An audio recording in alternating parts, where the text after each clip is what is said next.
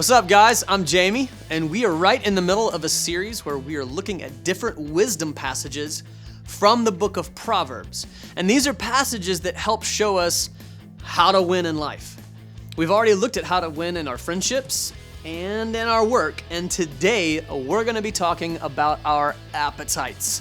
That's right, ladies and gentlemen, food is going to be involved.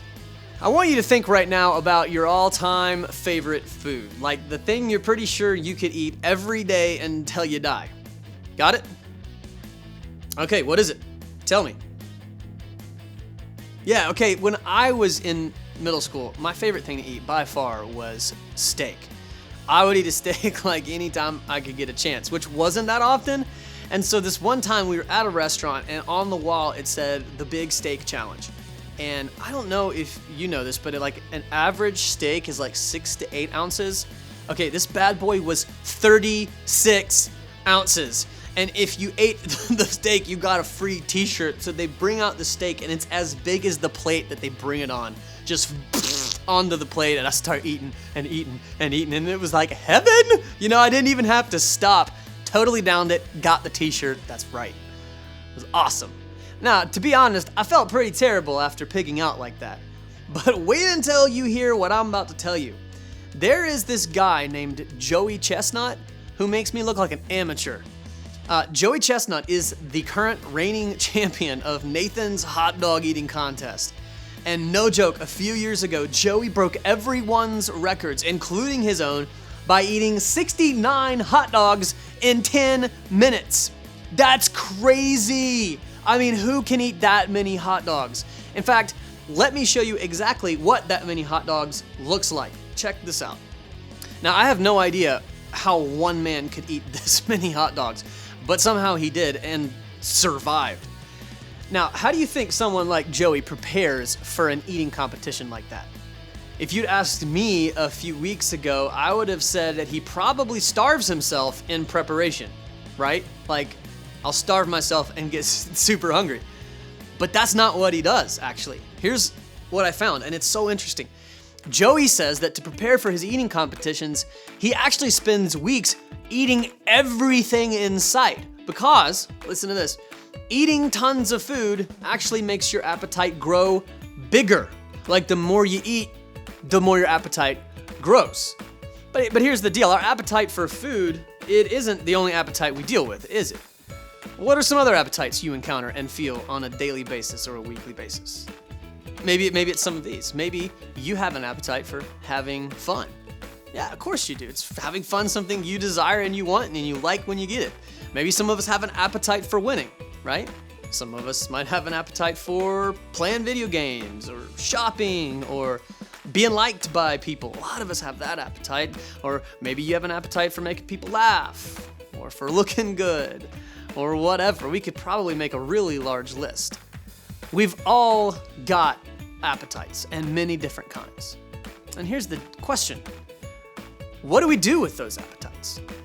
And it seems pretty simple. Here's what you do. When you have an appetite, you feed it. And that's what you do. And there can't be anything wrong with that, right? Like when we have a desire for food, our stomachs growl and we go eat something. But what do you do when you feel one of these other appetites or desires? You do the same thing. You feed them. When I'm hungry, I eat. When I want to win, I compete. When I want people to think I look good, I try to live up to their expectations. When I want to be liked, I do kind of whatever it takes. But here's the deal. The wisest man ever to live says that it's not that simple. And for the last couple weeks, we've been talking about Solomon, the man who, according to the Bible, was given extraordinary wisdom from God.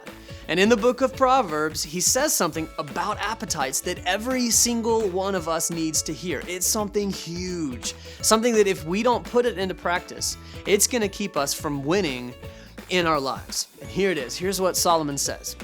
Above all else, guard your heart.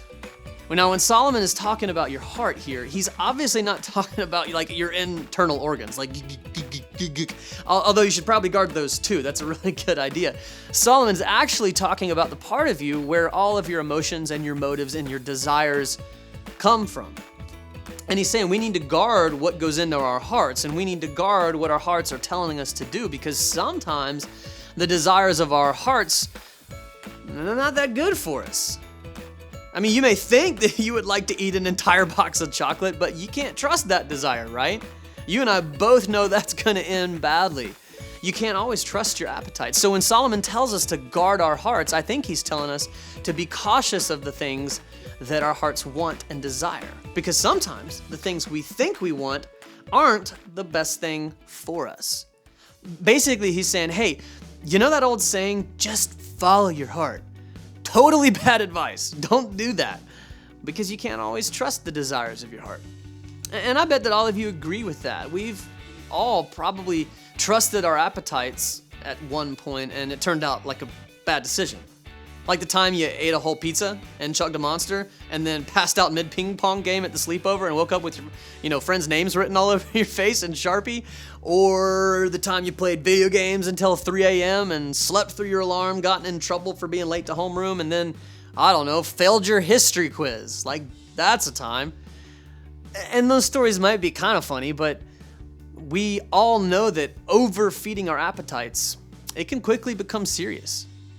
And maybe you know someone who is so obsessed with becoming popular that they did something unwise or unhealthy to get attention or approval. Or maybe you know someone who wanted so badly to have a boyfriend or girlfriend that they looked at something or did something that they now regret big time. I mean, there are countless examples of this because we've all seen it, either in our own lives or in those of others. Too often, feeding an appetite will lead us somewhere that we're gonna wish we hadn't gone. And I think that's the piece of wisdom that Solomon wants us to hear. Guard your heart. Because he's saying, hey, a wise person does this. A wise middle schooler realizes that what he's saying is true. Above all else, guard your heart. Or maybe an easier way to remember it is just simply this. Don't just follow your heart, guard it. Don't just follow your heart, guard it. But that's just the first part of the verse. Check out what he says next. Here's how he finishes. Above all else, guard your heart, for everything you do flows from it. Everything you do is going to flow from your heart, from your emotions, motives, and desires. Everything, he says. And that's a really big deal. So how do you guard your heart? How do you ensure that you don't chase after unhealthy desires or fulfill unhealthy appetites? First, I think we need to recognize that having appetites isn't necessarily a bad thing. There's always going to be things that you want and crave. But second, we need to realize that not all our appetites are good or healthy for us. A desire for great friendships, that's a good appetite. But a desire to be popular and liked no matter what it takes, that's an unhealthy one, not so great. So we need to know that. And then finally, once we've determined which of our appetites are healthy and which are unhealthy, we have to decide which appetites that we're going to feed and which ones we're going to starve. Because remember what our competitive eater friend Joey Chestnut taught us. The more you feed your appetite, the bigger your appetite will become.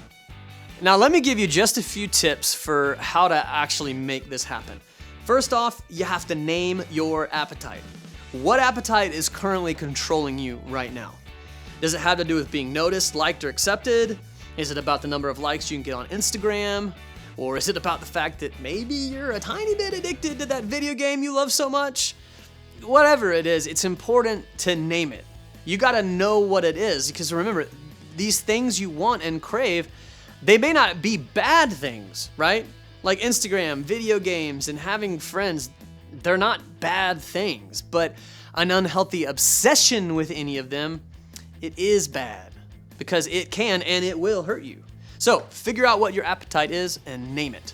Then number 2, you gotta own it. Take responsibility for that unhealthy appetite you just named. If you want to break its hold on you, you got to stop feeding it. So take some time from whatever that thing is for you. Take some time away from it.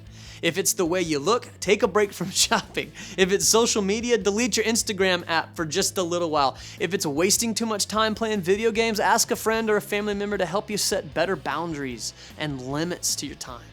So you got to own it. And then lastly, here's what I want you to do. I want you to share it. If you want to beat an unhealthy appetite, you're going to need some help. So would you be willing to try Just try telling your small group leader what your appetite is and how you plan to starve it.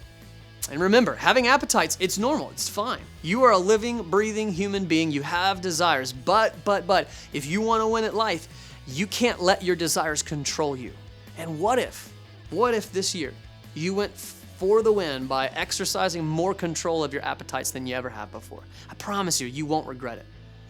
As Solomon says, above all else, guard your heart, for everything you do flows from it. So let's stop just following our hearts and let's start guarding them instead.